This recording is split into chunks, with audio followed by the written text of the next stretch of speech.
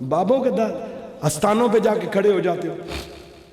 हाँ, अगर बैत भी पीर के पास इसलिए हो तलबे मौला में, अगर दुनिया की गर्ज के लिए हट्टी चंगी चल जाए।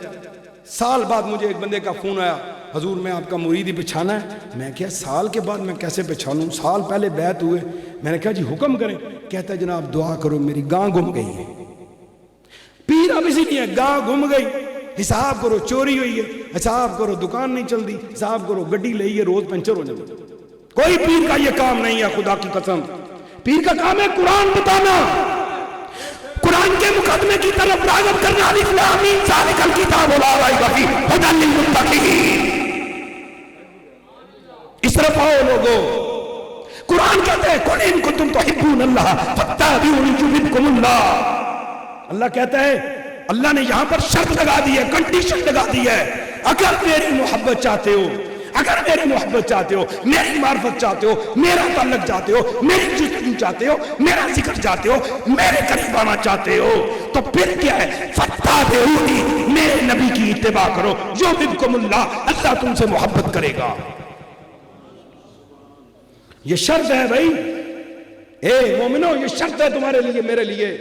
बगैर इत्तिबाए रसूल की अल्लाह की मोहब्बत नहीं मिलेगी।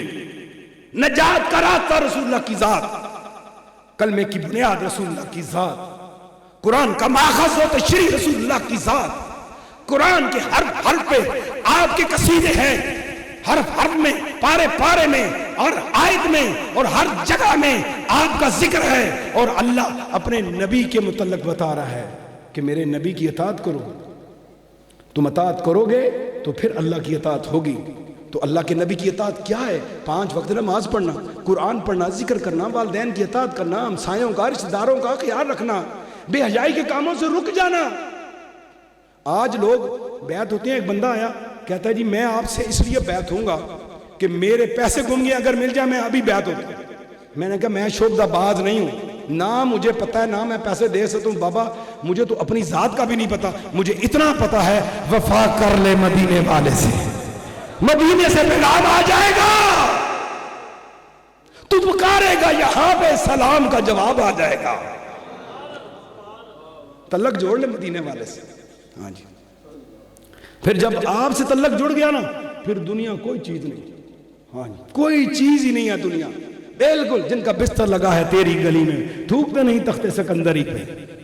जवान अपने अंदर पैदा कर, तू नौजवान है, इंसान एक ही तरह के हैं, सब गोश्त पोश हड्डियों का मजमू है, गलाजत है, अच्छा खाना खा के गलीज कर देते हैं। इकबाल ने इसीलिए कहा है दोनों की परवाज एक ही जहां में, शाही का जहां, करदस का जहां और शाही का जहां और, तू शाहीन है रसूल अल्लाह का,